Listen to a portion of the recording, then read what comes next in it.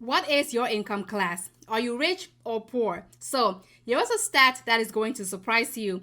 Over 55% of Americans say they are part of the middle class.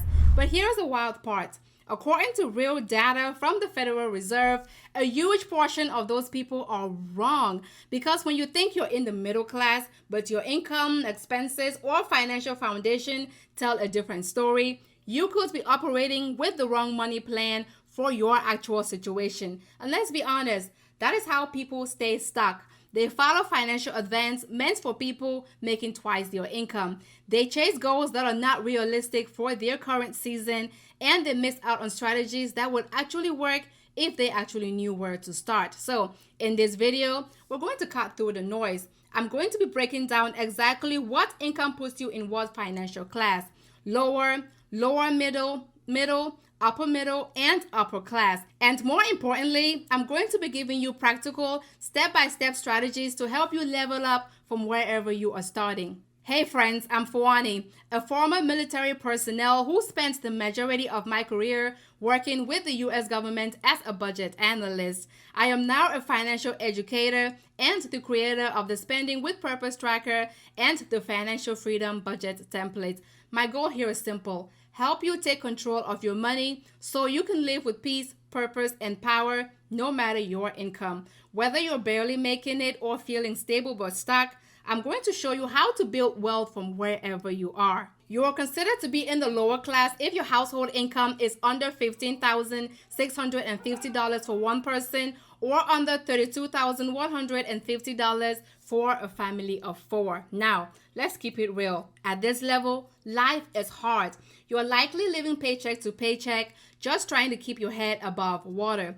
Categories like rent, gas, and groceries are not optional. And once those are paid, there is often nothing left. And unexpected bills like a $400 car repair or a medical copay can turn into a full-blown financial emergency. If you're drowning financially, it is not because you forgot to pack a snorkel. It's because you were never given a boat. But here's the good news. When you understand the math, you can start changing the equation, okay? You don't need to become a millionaire overnight. You just need to focus on small strategic moves that build stability. And that is exactly what we're going to do next. Starting with 3 steps to escape the lower income bracket. First, build a micro emergency fund. Listen, I know what you're thinking. Fuanyi, an emergency fund? I barely have money for groceries, but hear me out. Start with something small like $5 to $10 a week. If you set aside just $10 a week, that is $40 a month. And by the end of the year, you will have nearly $500 saved. And here's why that matters. That $500 could be the difference between handling a flat tire with cash or falling into high interest debt just to keep your life moving. If you're with me so far, and then comment 500 emergency. Let's keep this conversation going. Secondly, negotiate every bill. Most people assume that their bills are fixed, but many of them are more flexible than we think. Pick up the phone and call your cell phone provider, your internet company, or your car insurance, even medical billing offices, and say something like, "Hi, I'm trying to lower my monthly expenses. Do you have any discounts, promotions, or lower tier plans available?" You'll be shocked at how many companies are actually going to work with you. Sometimes all it takes is asking. Third, upskill without taking on debt. Forget everything you've been told about needing a 4-year degree to earn more. You don't need to go $100,000 into debt to change your income. There are in-demand careers right now offering starting salaries of $50,000 to $80,000. And many of them require less than a year of training. Think of careers like HVAC and electrician apprenticeships, truck driving with CDL licenses, medical billing and coding, cybersecurity or IT certifications, phlebotomy or dental assistant programs, and digital marketing or remote tech roles you can learn online. Some of these programs are even free or heavily subsidized through your city, state, or local workforce programs. The key is to choose a skill that actually leads to real income and not more debt. You're in the lower middle class if your household income is between $35,000 and $60,000, or between $24,000 and $40,000 if you are single. At this level, things feel mixed. You finally have a little breathing room. Maybe you're not scraping by every single week, or you can afford a dinner out once in a while, or take a small weekend trip. But you're still one emergency away from falling back into survival mode. The gap between just getting by and actually building wealth can feel wide, but it is not impossible. It just requires a system. And here are 3 strategies that can move you up. First, use a realistic budget system that you can stick to. The key word here is realistic and not restrictive. You don't need a budget that needs you to tell you to stop living. You need one that tells you where your money should go so it doesn't disappear. Try the 50-30-20 rule as a simple starting framework. 50% of your income goes towards your needs, housing, groceries, gas, utilities. 30% goes towards your wants, dining out, streaming services, travel, and Target runs. 20% goes towards your financial goals like savings, debt payment, and sinking funds. If you want a system that is already designed this way, then start by using my free Spending with Purpose tracker to see where your money is going right now. I'm going to leave the link to this in the description box below. And remember, it is free to you. Because if you're going to be building wealth, you need something that fits like your favorite hoodie, comfortable and not very suffocating. And secondly, shift to a cost per use mindset. Fuanyi, what the heck is a cost per use mindset? Well, buying cheap is not always saving money. In fact, it usually costs you more in the long run. For example, you buy a $20 pair of shoes and then they fall apart in 3 months. That is $6.66 a month.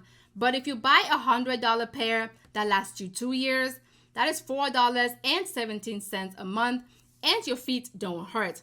That is called cost per use thinking. And once you adopt this mindset, it applies to everything: clothing, kitchen appliances, mattresses, cars, even the groceries that you're tossing out because they expired. Start asking yourself, will this last, or will I be replacing it again in 90 days? Because real wealth is not just about earning more money. It is about wasting less as well. And third, automate your money so it moves without you. So let me give it to you straight. If you wait until the end of the month to save, you won't. Something is going to come up, okay? The key is to pay yourself first, and automation makes that effortless. So here's how you're going to pay yourself first. Set automatic payments that move money into your savings accounts to pay yourself, and then payments to pay your debt and bills like rent, car notes, and utilities. You will stop having to ask, can I afford to save? Because your money already moved before you had the chance to swipe it on impulse buys or emotional spending. This one habit alone can completely change your relationship with money. If you're in this bracket, you're not broke. You're just under leveraged. You've got just enough room to make real moves. And with the right habit, this is a season where you start climbing. You're in the middle class if your household income is $60,000 to $92,000 or $40,000 to $61,000 for a single individual. At this stage, you may own a home or have some investments. You likely have a reliable car, can take a vacation now and then, and are not constantly worried about money. But one big medical bill or job loss can still shake your foundation. So here are 3 key wealth building moves that you should make. 1, max out your employer retirement account. Get that full employer match because it is free money to you. Then work towards saving 15 to 20% of your income towards retirement. If that feels too steep, then just start small and bump it up 1% every 6 months. Secondly, start investing outside of work. Start with a simple brokerage account through a trusted platform like Vanguard, Fidelity, or Schwab. And then look into low-cost index funds like the S&P 500 that allow you to own a tiny piece of hundreds of successful companies at once. Here is a math that most people overlook. If you consistently invest just $250 per month and the market grows at 8% per year, you could have over $300,000 in 25 years. That is how regular people become millionaires in this country, not by chasing the next hot stock, but by owning the market, staying the course, and giving your money time to grow. And 3 is build a powerful network. Let's talk about something that doesn't get enough attention in the personal finance world: your circle. There is a saying, and it's true: your income often reflects the average of the 5 people you spend your most time with. Now pause and ask yourself, Who is in your 5? Are they talking about leveling up, investing, starting businesses, paying off debt, or are they always broke, always stressed, and always waiting for the next paycheck to hit? You've reached upper middle class if you make $92,000 to $153,000 per year as a household, or $61,000 to $112,000 as an individual. You likely own property, take regular vacations, have good benefits, and can handle most emergencies without stress. Now your goal is not survival, it is strategy. And here are 3 wealth building strategies for you. First, optimize for tax efficiency. Max out your 401k, your Roth IRA, your health savings account, and even a 529 plan for your kids as well. At this level, taxes are one of your biggest expenses, and smart planning can save you $5,000 to $10,000 a year. Secondly, diversify your income streams. Start a small business. Invest in real estate. Try dividend stocks or digital products as well. I am trying some of these products myself. I have side hustles, a business, and I create content as well as invest in the stock market, and I have digital products that I sell. Keep in mind that wealthy households typically have 3 to 5 sources of income. One job is no longer enough in this economy. And third, join high-level circles, right? Hire a coach, join a mastermind, connect with people operating at a higher level than you. Remember that growth does not happen in isolation. If you're making over $170,000 per year or are part of the top 5% earning $250,000 plus, then congratulations, because you are considered to be in the upper class.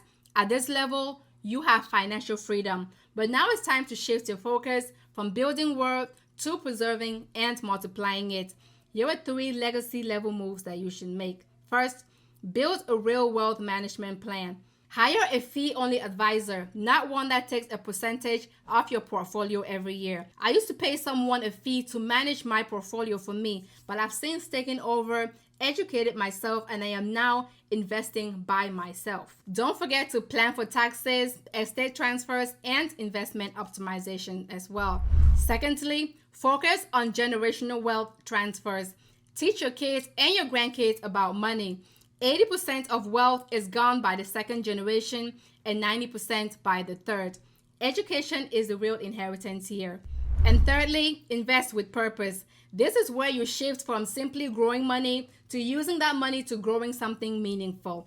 Maybe that means supporting causes that reflect your faith, your value, or your community.